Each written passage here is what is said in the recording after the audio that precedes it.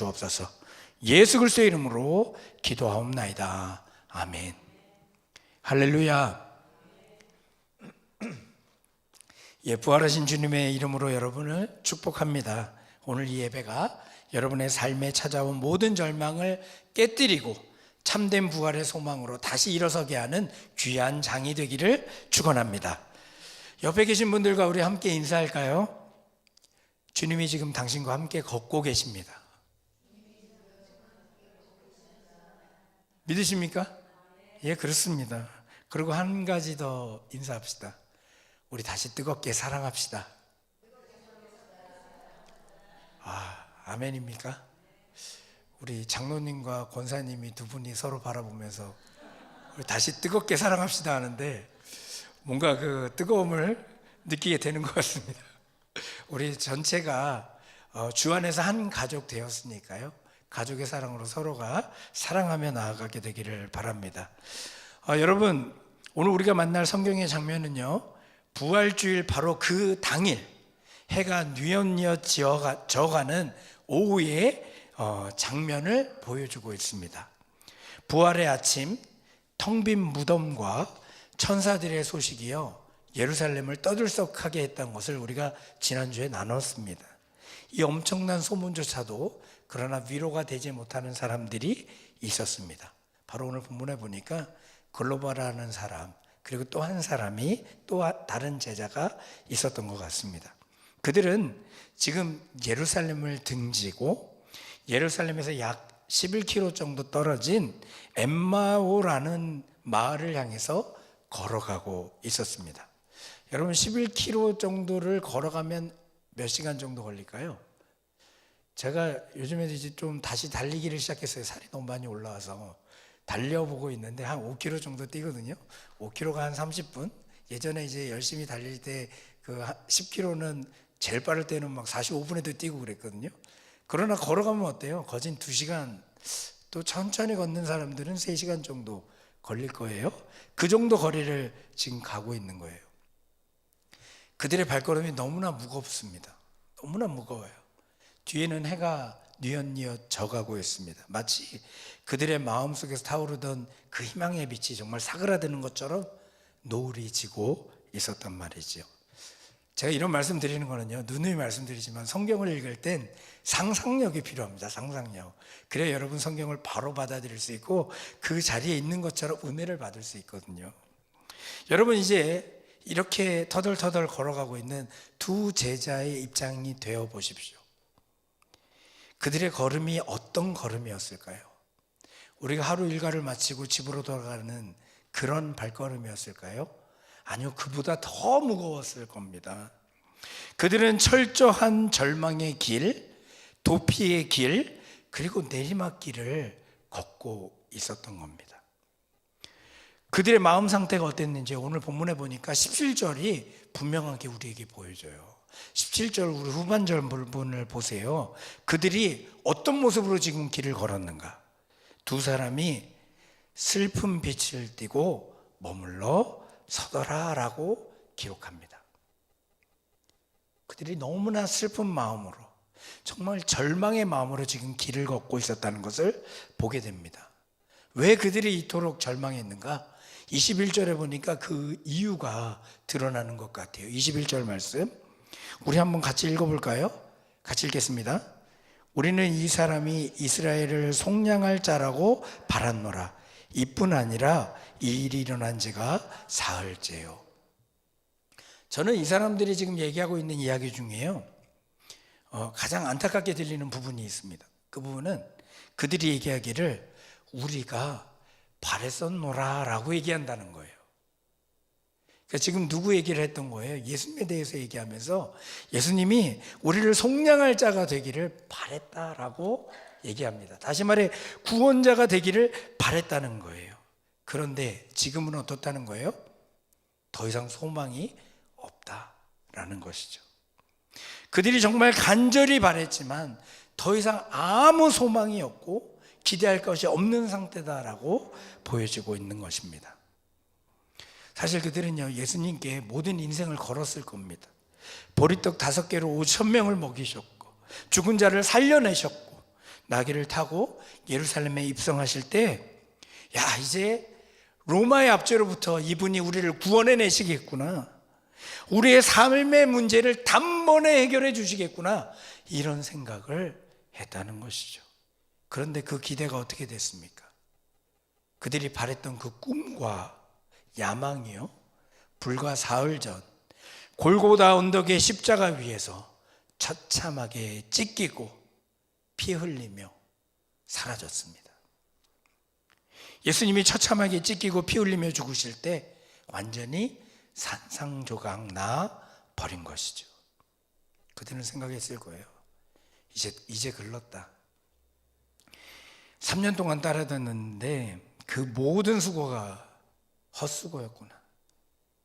이제 내 고향, 내 예전의 자리로 돌아가자 라고 하면서 절망의 마음을 안고 걸어가고 있었던 것이죠.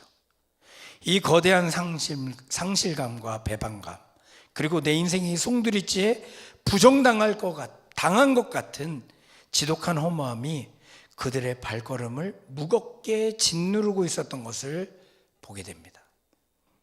그런데 여러분, 어떻습니까? 이 엠마오 마을로 향하는 제자들의 그 처진 모습이요, 마치 우리의 모습과 닮아 있진 않습니까?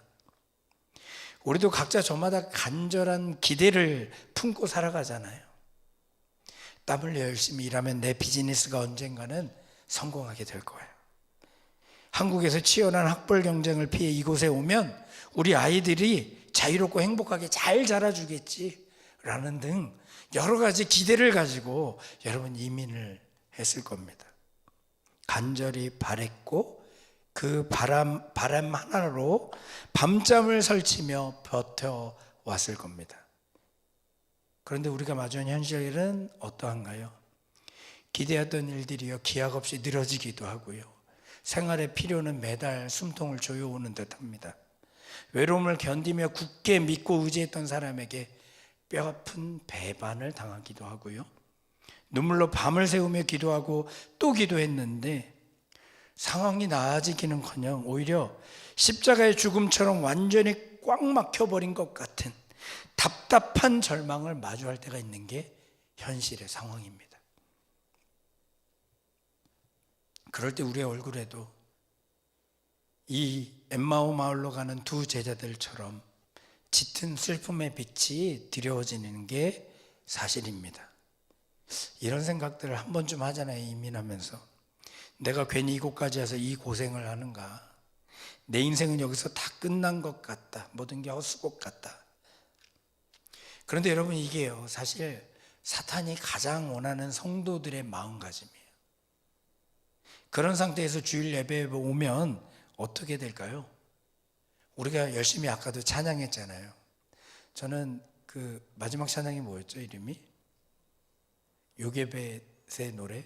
예, 그 찬양을 할 때 막 자녀들이 생각나면서 제 기도가 떠오르면서 막, 아, 내가 저렇게 기도하고 있지라는 생각을 했거든요. 그리고 그 마음이 막 와닿아서 좀 눈물이 났었는데, 솔직히 이런 사탄에 의해서 우리가 실망감과 절망감에 빠져 있으면 아무리 찬양을 불러도 그 찬양의 가사가 귀에 들리지 않아요.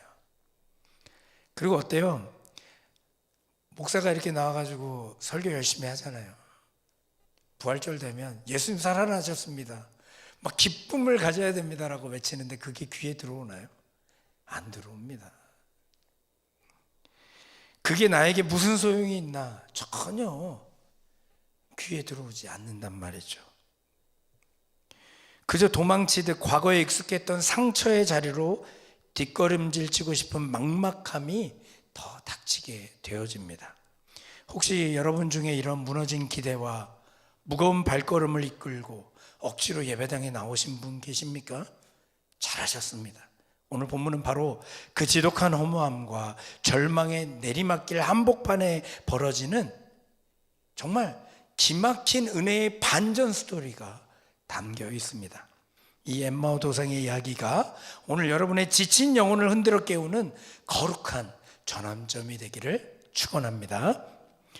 예, 절망의 늪에 빠져 서로 탄식하고 원망하면서 걷고 있던 그들 곁으로요, 누군가 조용히 다가왔습니다. 15절과 16절 말씀 우리 한번 교독해 읽어볼까요? 제가 15절 볼게요. 여러분 16절 보세요. 그들이 서로 이야기하며 문의할 때에 예수께서 가까이 이르러 그들과 동행하시나. 16절 보십시오. 할렐루야. 제가 왜 할렐루야 얘기했을까요? 저는 이 부분이요 너무나 위로가 되는 거예요. 그들은 지금 절망에 빠져서 길을 걷고 있습니다. 이 길이 전혀 소망적이지도 않고 이 길이 답답하게만 느껴집니다. 그런데 누가 다가오셨어요? 예수님이.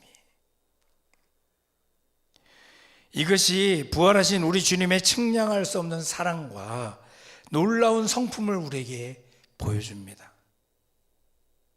만약 우리 같으면 저렇게 처져 있는 이들을 향해서 어떻게 행했겠습니까? 여러분이 예수님이라 십자가에 혼자 죽도록 내버려 두고 도망쳐버린 저들을 바라보면서 어쩌면 호통쳤을지도 모릅니다. 야, 내가 사흘 만에 부활한다고 그렇게 수백 번을 가르쳐 줬는데도 그것도 못 믿고 그렇게 고향으로 돌아가냐? 라고 얘기했을 수도 있을 겁니다. 그러나 주님은 결코 다그치지도 혼내지도 않으십니다. 낙심하여 고향으로 낙향하는 그들의 쓸쓸하고 초라한 내리막길에 주님은 그저 묵묵히 다가오셔서 그들의 처진 어깨 옆에 당신의 보폭을 맞추어 나란히 걷기 시작하십니다. 저는 이게 기독교가 말하는 임마누엘이라고 믿습니다. 우리 하나님은요 이렇게 우리와 동행하시는 분이세요. 우리가 믿는 하나님은 위에서 군림하면서 내려다보고 있는 그런 신이 아니라 우리가 절망의 길을 걸어갈 때 흙먼지 나는 그 흙길을 걸어갈 때 같이 그 흙먼지 속에서 같이 나란히 길을 걸어가 주시는 그런 하나님이십니다. 근데 정말 기막히고 안타까운 모습이 16절에 기록되어 있죠. 우리 방금 읽었잖아요. 16절 말씀해 보니까 예수님이 그들의 옆에 있는데 그들은 알았어요? 몰랐어요? 몰랐어요. 16절 다시 한번 띄워줘 봐요. 그들의 눈이 가리어져서 그인 줄 알아보지 못했다라고 기록합니다. 지금 그들의 가장 큰 문제를 단번에 해결해 줄 뿐, 그들이 그토록 사랑하고 그리워했던 생명의 주님이 바로 옆에 계시는데, 그렇게 나란히 걷고 계시는데 그들은 예수님인 줄 전혀 몰랐어요. 그냥 지나가는데 참견하는 나그네쯤으로 생각한 것이죠. 왜 못 알아봤을까요? 시력이 나빠져서요? 아니면 저처럼 안면 인식 장애가 있어서일까요? 제가 혹시나 다시 한번 말씀드리지만 저는 안면 인식 장애가 분명히 있어요. 그래서 저희 아내는 잘 알고 있어요. 길에서 여러분 만났을 때 제가 못 알아볼 수 있어요. 결코 왜 저 사람이 모른 척하고 저렇게 지나가나 이러지 마시고 와서 아는 척 한번 하시면 제가 알아봐요. 그게 분명히 있거든요. 근데 그래서일까요? 그런 거 아니에요. 오늘 성경에 보니까요, 이 부분을 수동태로 기록하고 있어요. 그들이 눈이 가려졌대요. 그러니까 무언가가 그들의 눈을 가렸다는 거예요. 무엇이 그들의 영적인 눈을 가려버린 걸까요? 바로 그들의 내면을 꽉 채우고 있는 절망과 상처, 그리고 불신앙이 그렇게 했다라고 저는 봅니다. 저는 인간의 심리가 참으로 기이하다라고 생각이 들어요. 제가 경험하고 있는 일이기도 하지만 뭔가에 집중하고 있으면요, 주변이 보이지 않아요. 내 안에 슬픔이 너무 크고 내 코가 석자가 되면요, 그러니까 내 계획대로 뭔가가 이루어지지 않으면요, 지독한 자기 연민과 상처에 깊이 빠져서 시야가 극도로 좁아집니다. 그게 사람이에요. 이른바 이거를 일컫는 말도 있더라고요. 터널 비전이라고. 정말 한쪽만 보는 거예요. 안 보이는 거예요, 주변이. 오직 내 문제, 내 아픔만 태산처럼 보이기 때문에 바로 옆에 창조주 하나님이 서 계시는데, 자신을 구원한 구세주가 옆에 계시는데 영적 어둠에 빠져서는 깨닫지를 못하게 되더라는 것이죠. 우리가 신앙생활을 하면서 이럴 때가 얼마나 많아요.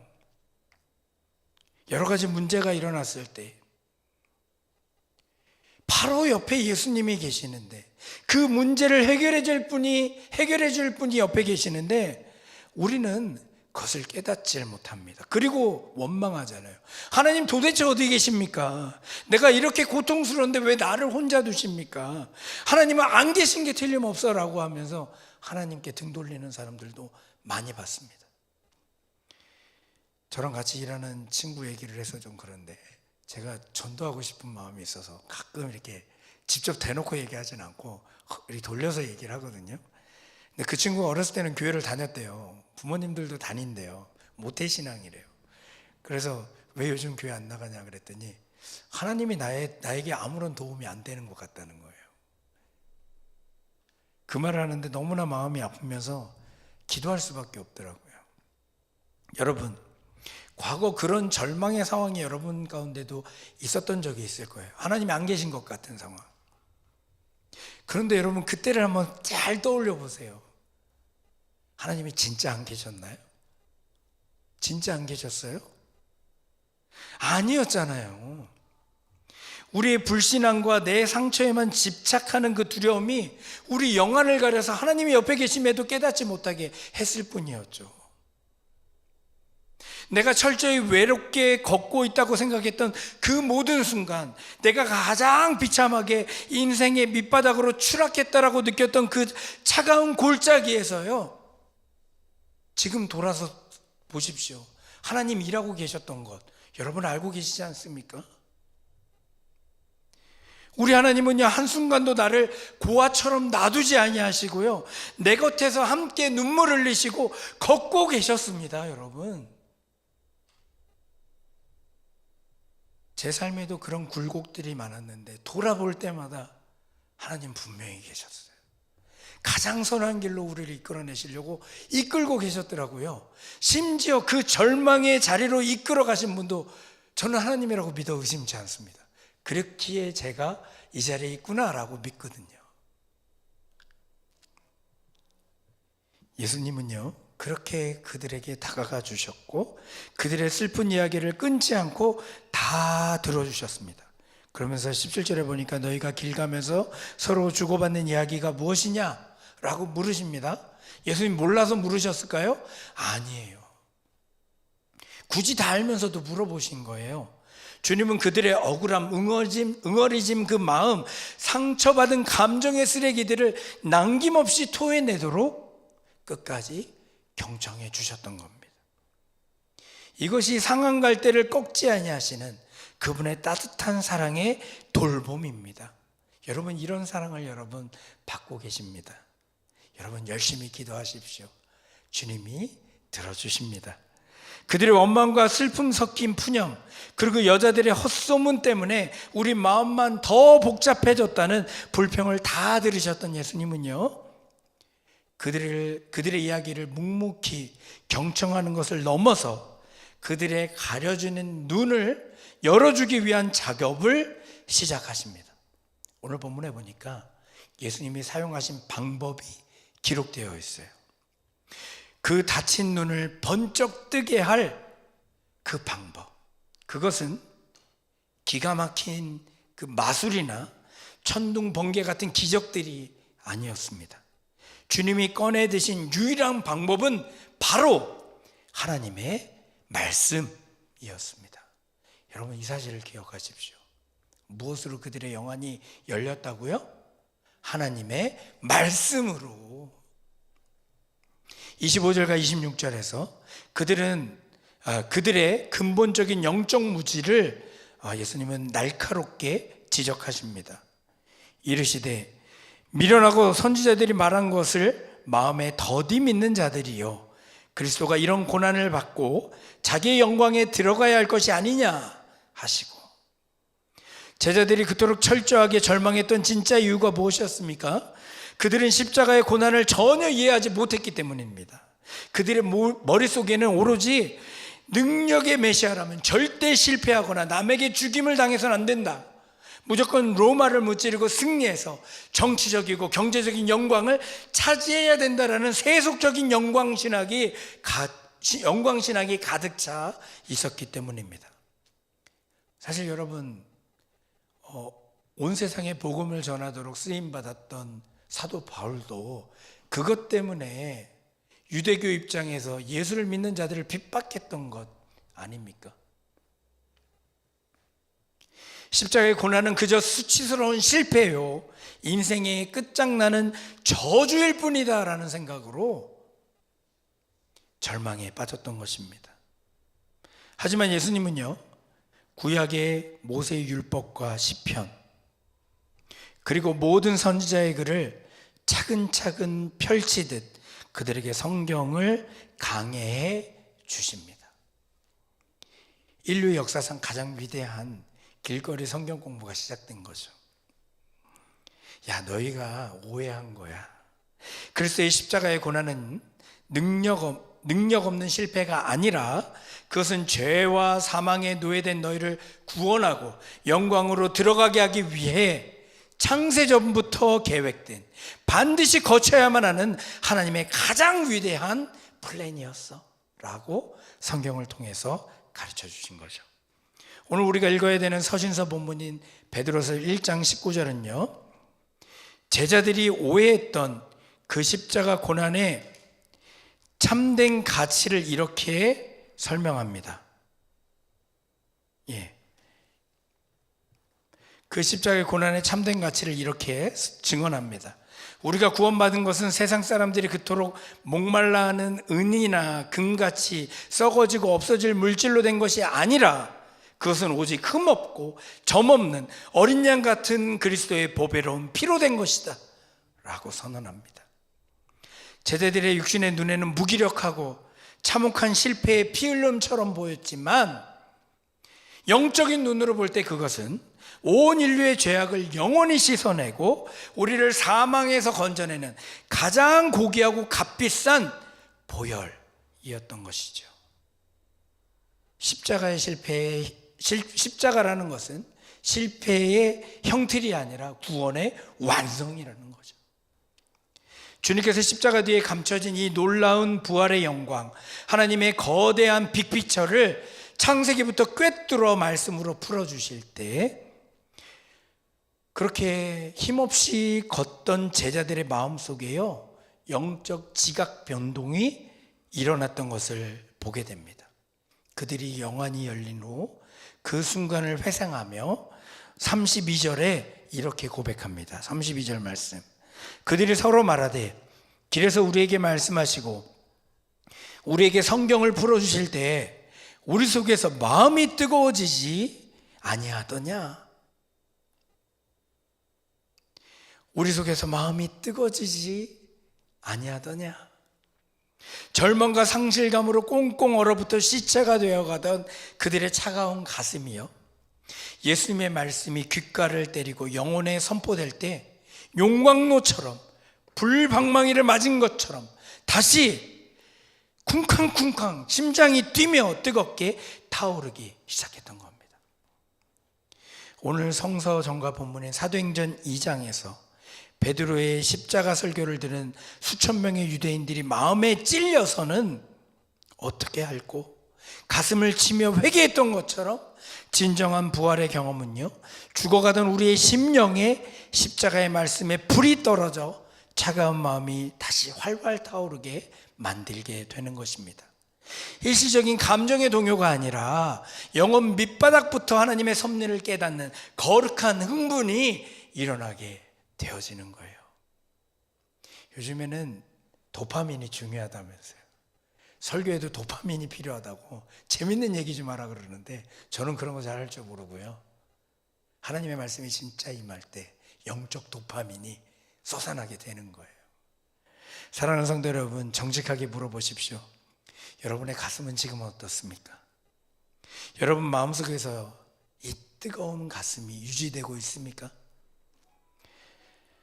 신앙생활을 오래 하다 보면 나도 모르게 마음이 차가워지며 식어질 때가 있습니다. 특별히 이렇게 팍팍하고 치열한 생존 경쟁을 살아가는 우리에게 있어서 사람에게 베이고 깎이다 보면 마음에는 두꺼운 굳은 살이 배기며 차가워지게 되어집니다. 예배의 자리에 앉아 있어도요, 아무런 간격도 없고 하나님을 위해 봉사하더라도 그 안에 정말 아무런 기쁨이 없는 그런 모습을 볼 때가 있습니다. 찬양을 불러도 내 영혼 깊은 곳에서 터져나오는 눈물이 메마른지 이미 오랜 분들도 계실 겁니다. 아까 제가 소개했던 제가 전도하고 싶은 그 청년처럼 신앙의 냉소주의에 빠진 분들도 계실 겁니다. 우리의 이 식어버린 박제된 것 같은 냉랭한 가슴을 도대체 무엇으로 다시 채울 수 있겠습니까? 여러분, 환경이 획기적으로 나아지면 뜨거워질 수 있을 것 같습니까? 아닙니다, 여러분. 인간의 욕심은 채워질수록 오히려 영혼을 비대하고 둔감하게 만든다는 것을 여러분 기억해야 됩니다. 우리의 닫힌 눈을 열고 차갑게 식은 가슴을 다시 용광로처럼 불태우는 유일한 열쇠는요, 오직 하나,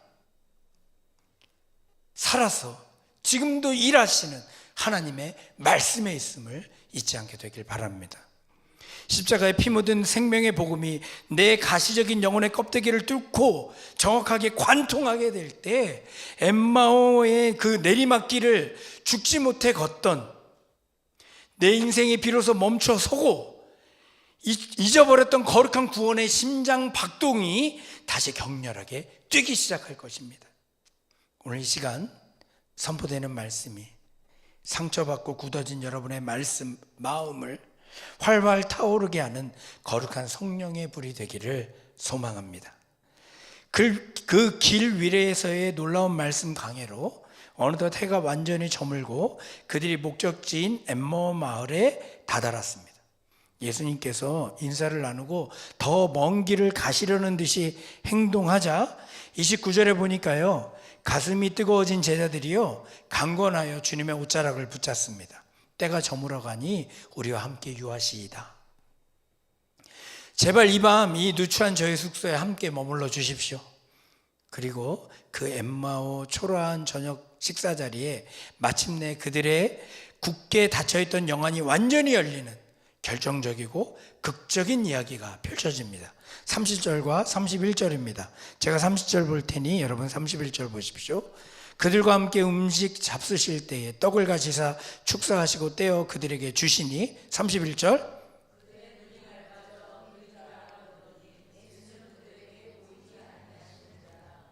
예수님은 손님으로 나그네로 그들의 거처에 초대받으셨습니다. 그러나 식탁에 앉으신 예수님은 어느새 그 자리에 주인이 되십니다. 그분이 식탁의 주인이 되셔서 떡을 가지사 축사하시고 떼어 나눠주시는 이 네 가지 연속적인 동작을 취하십니다. 여러분, 이 거룩한 이 동작이 어디서 많이 본 것 같지 않습니까? 바로 십자가를 지시기 전날 밤 마가 다락방에서 예수님이 12제자와 함께 나누셨던 마지막 그 성만찬의 모습, 오병이어의 기적을 베푸실 때 수많은 무리를 먹이셨던 그때 그 모습이 여기에 이루어진 겁니다. 나를 위해 찢기실 그분의 생명의 몸을 상징하는 그 거룩한 떡이 투박하게 찢겨져서 그들의 손에 쥐어졌습니다. 어쩌면 제자들은 그 떡을 나눠주는 낯선 나그네의 손목에서 아직도 선명하고 분명한 끔찍하게 패어있는 십자가의 못자국을 똑똑히 보았을지도 모릅니다. 머리로만 이해했던 말씀이요, 눈앞에 실제하는 십자가의 사랑과 생명으로 그들의 영혼을 강타하는 순간이 이루어진 겁니다. 그때서야 그들의 눈이 밝아져서 그인 줄 알아보았습니다. 비로소 절망과 슬픔으로 겹겹이 덮여있던 시각의 수건이 벗겨지고 지금까지 먼 길을 자신들과 동행하며 뜨거운 말씀으로 위로해 주신 분이 환상이나 영이 아니라 죽음을 이기고 부활하신 예수님이심을 똑똑히 깨닫게 되어진 겁니다. 오늘 시편 본문인 시편 116편에서 시인은요, 사망의 줄과 수월의 고통에서 나를 건져주신 하나님의 은혜에 무엇으로 보답할까 묻다가 이렇게 결단합니다. 내가 구원의 잔을 들고 여호와의 이름을 부르며. 엠마us 식탁에서 떡을 떼심과 시편 다윗의 구원의 잔은 완벽하게 시공간을 초월해서 이루어진 것입니다. 부활의 주님은 성지 예루살렘의 화려한 성전에만 계신 것이 아니라 바로 오늘 우리가 주일을 맞아 겸손히 예배의 식탁에 둘러앉아 생명의 떡을 먹고 구원의 잔을 함께 나눌 때 우리 삶에 찾아오셔서 우리의 가려진 영적 눈을 활짝 열어주시는 것입니다. 때로는 이민 생활에 지쳐서요, 눈물 젖은 빵을 씹어야 하는 여러분의 평범하고 초라한 식탁이라 할지라도 주님을 그 자리에 주인으로 모시게 될 때 그 식탁은요, 가장 거룩하고 영광스러운 성만찬 자리, 곧 지성소가 될 줄로 믿습니다. 말씀을 맺겠습니다. 부활하신 예수님을 눈으로 직접 목격하고 그 뜨거운 가슴을 안게 된 두 제자는 어떻게 반응했습니까? 33절이 우리에게 그 사실을 보여줍니다. 우리 33절 같이 읽어볼까요? 곧 그때로 일어나 예루살렘에 돌아가 보니 11제자 및 그들과 함께한 자들이 모여 있어. 여러분, 저는 이 구절을 읽을 때마다 솔직히 여러분들이 이러한 모습을 갖게 되기를 원합니다. 여러분, 이 부분을 잘 보세요. 아까 제가 상황을 설명드렸잖아요. 지금은 해가 뉘엿뉘엿 져버린 정말 캄캄한 밤입니다. 그들이 몇 킬로를 걸어왔다고요? 대략 11킬로를 걸어왔어요. 그들은 예루살렘에서 11킬로를 걸어오느라 육신은 지칠 대로 지쳐 있었을 겁니다. 상식적으로라면 다시 예루살렘으로 돌아갈 때 언제 가는 것이 맞습니까? 다음날 가는 게 맞죠. 다음날 해가 떠오를 때. 그런데요, 그들은 그러지 않았습니다. 예수님인 것을 깨닫게 되자 1분 1초도 지체할 수가 없었던 겁니다.